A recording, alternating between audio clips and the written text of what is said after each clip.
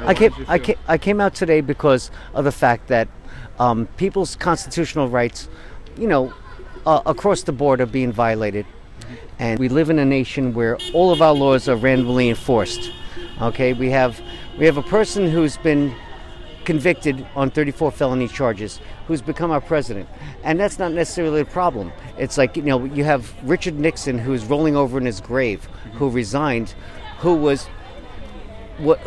before he was convicted for Watergate.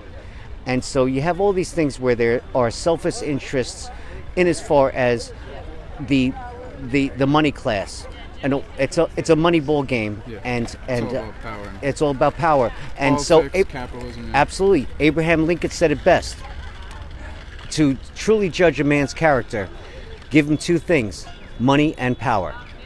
And so that's what we're confronted with now. And he's not working in the best interest of the American people. He's not working in the best interest of the American people. He's acting in the interest of what is going to go into his pocket.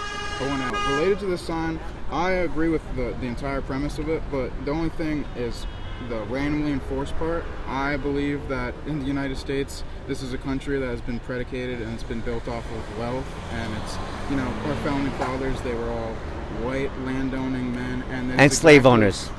Slave owners. Like, this country was founded on, like, we like to say, like, there's a lot of things that this country was founded on, but in reality it was like, these laws aren't randomly enforced. This is the system acting exactly how it's supposed to in some ways. Not purportedly. It's always being rewritten, it's always being challenged, and the person we have in office is challenging the boundaries in order to change it.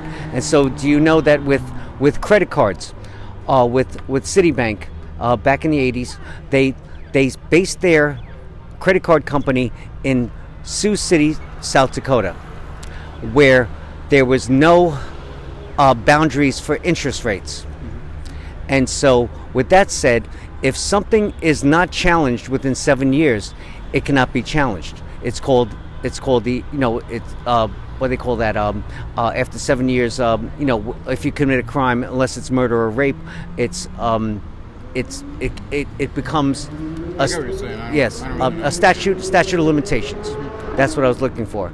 So the statute of limitations. So if he's able to get away with certain things, challenging and double crossing the bridge on our constitutional rights, then after 7 years, it's the Constitution is going to be nothing but ragtime on the corner. Well, speaking about Constitution and everything, like, just disregard for the rules, essentially. We have, like, the main reason for this protest is because of what's happening in California and Trump taking, like, order of the National Guard and the Marines and deploying them into LA, especially without consent of the governor, which is like...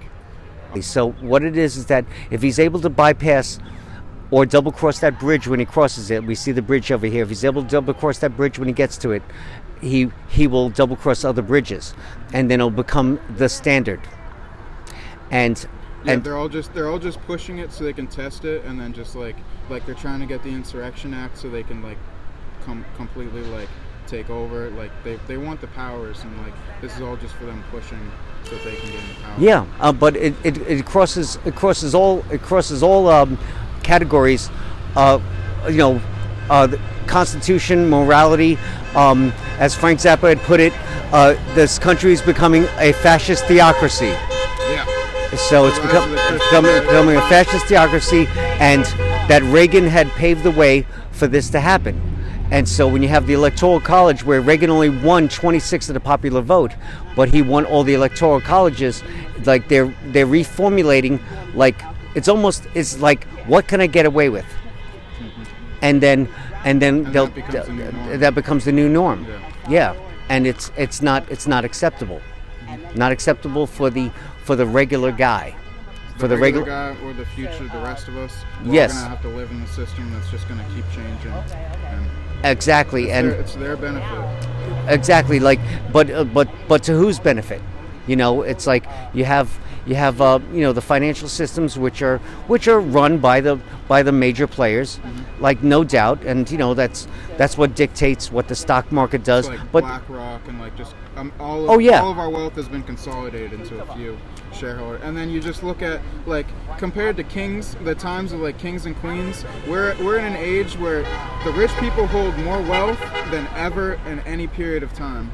of course, And it's just getting worse. yes, and then within the first 100 days, the wealthiest people have gotten so much more wealthier, where just the price of everyday goods, for like whether it be gasoline or food, canned goods. Which is exactly what Trump ran on. Yeah, But but he ran on that, and he hoodwinked. Like he hoodwinked a lot of people in believing that he was for the people, and that I'm a businessman and I know what I'm doing, and you have to believe me.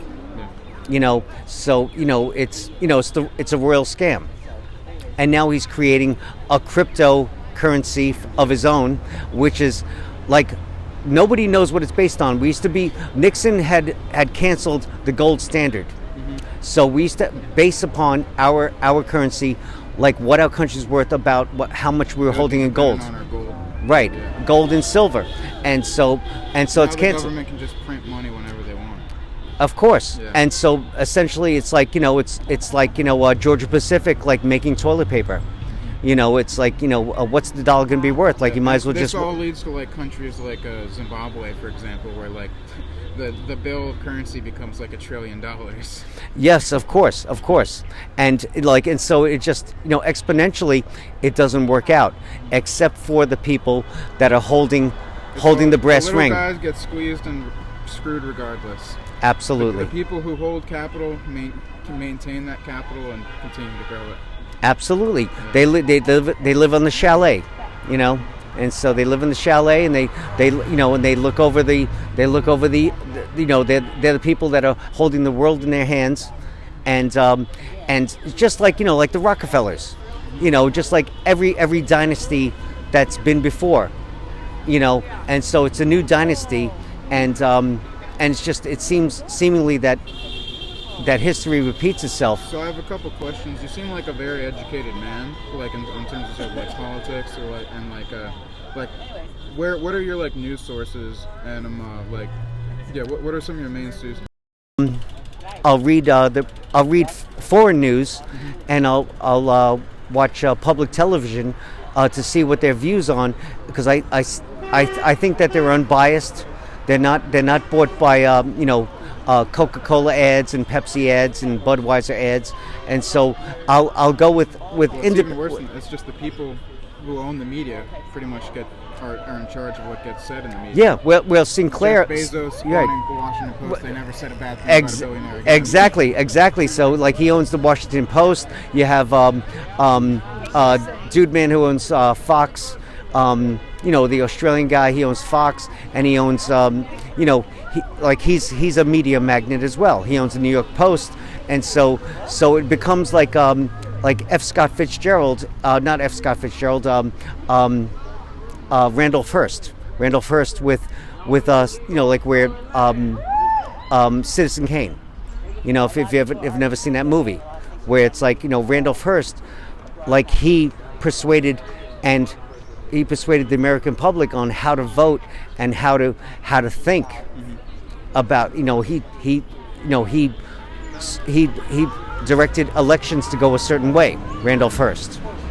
And so Citizen Kane, in essence, by Orson Welles making Citizen Kane, it ruined his career, because this man had an opinion on like the news outlets persuade people on how to think, how to vote.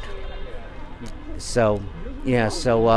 I'm sorry, it was a little bit like slipshot in like where my fact processes are, but to be completely honest, like we're just having a normal debate between two people, and like it's still more influential than like half of what's on the media today.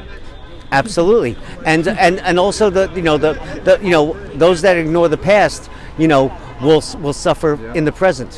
Mm-hmm. And it's like I mean, I'm reminded of it is a terrible thing to try to compare to the regime of like Nazis or anything like that. But fascism comes and it doesn't come at once. It's slowly incremental, and it's like they come for the gays. I didn't speak up for the gays, and like eventually there's no one left to speak up for you.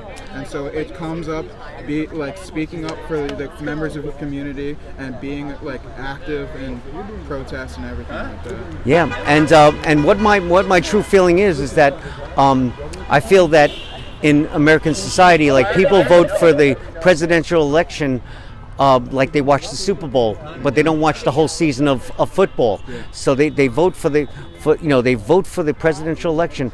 I vote for everything.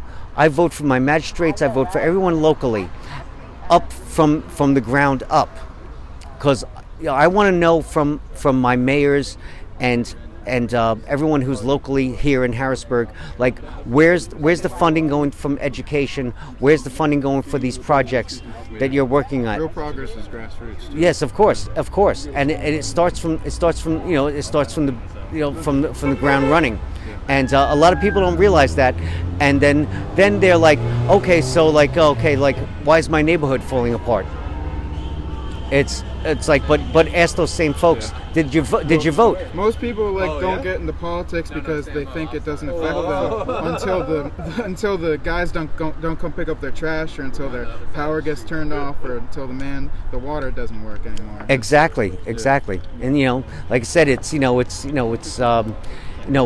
folks are not realizing, even to this day, I've talked to folks where, I'm 60 years old. It's like, and I talk to people in their 40s, like, I've never voted. It's like, then you have no right to complain. And you're just like, your civic duty, and like that's, I mean, there's a whole lot to debate about, just like First Amendment, like all of this has been fought for in the past, like rights and everything has been gained through blood, and kind of throwing it away or like not using your voice is, I don't know, it's why I'm out here today. It's just because I feel not necessarily obligated to being here, but just like I feel like it's right for me to like go out there and try to speak for other people, or like try to speak for people who can't speak for themselves.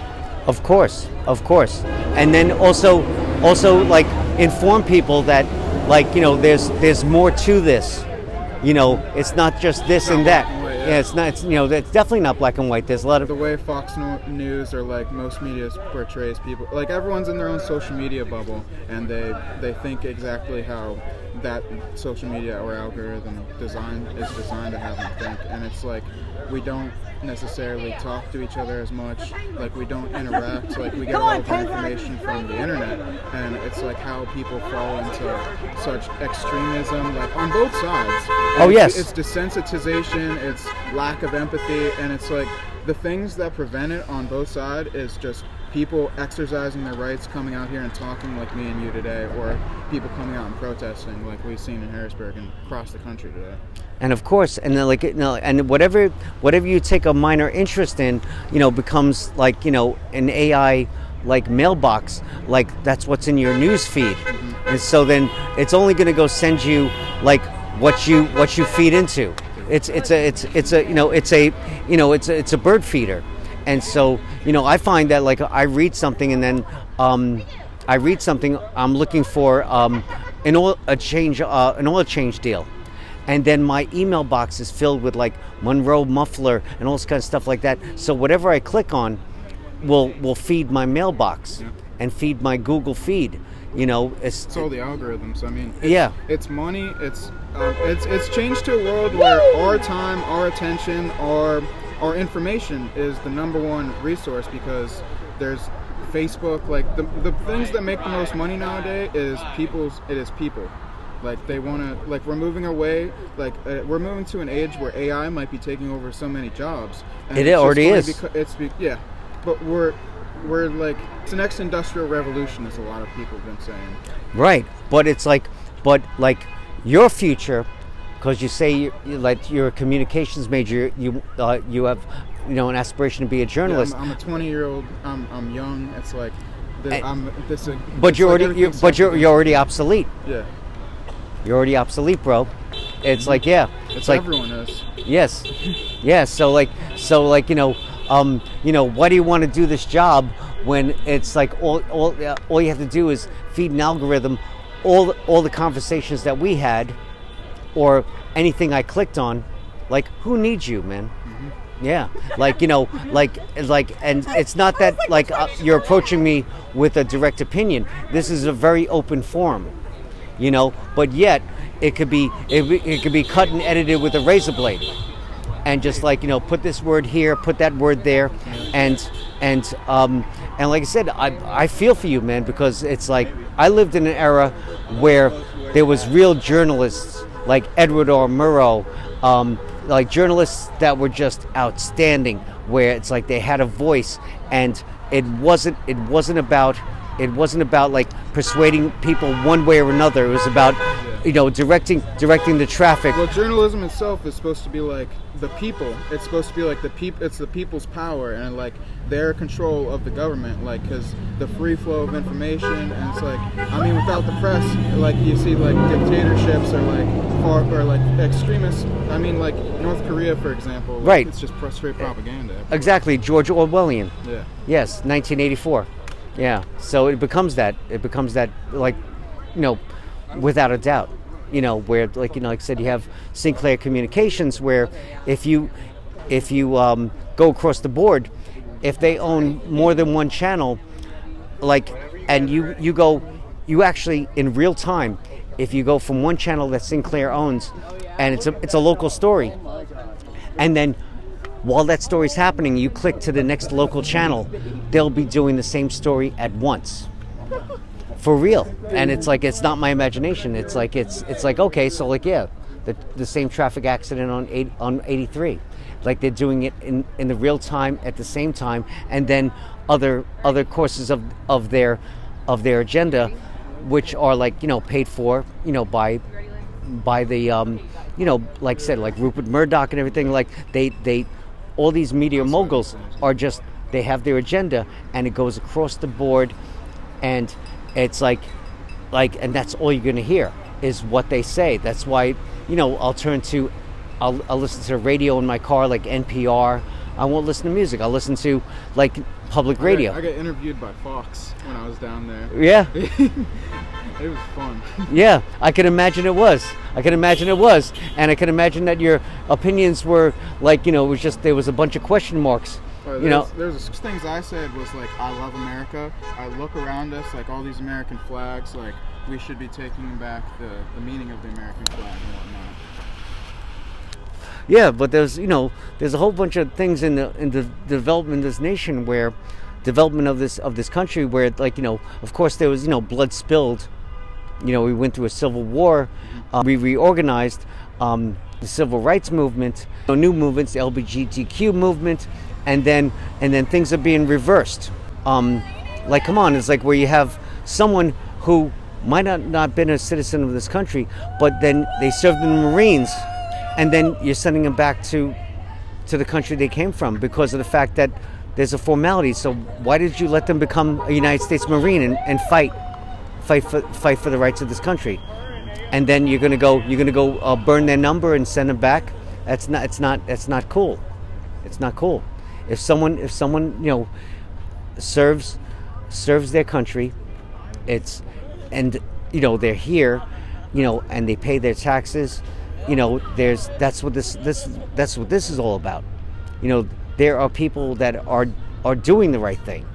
It's this whole inflammatory thing about like illegals and criminals and rapists and all stuff like that. It's all like like unflattering to the people that are actually doing the right thing.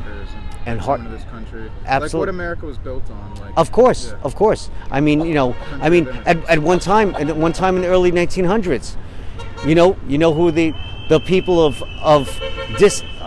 disgust was? They were the Irish people. Yeah, the Irish, the Italians. Yes, exactly. It's just a different. Yes. A different day. Yeah, The people who came to America because they were again persecuted on their beliefs.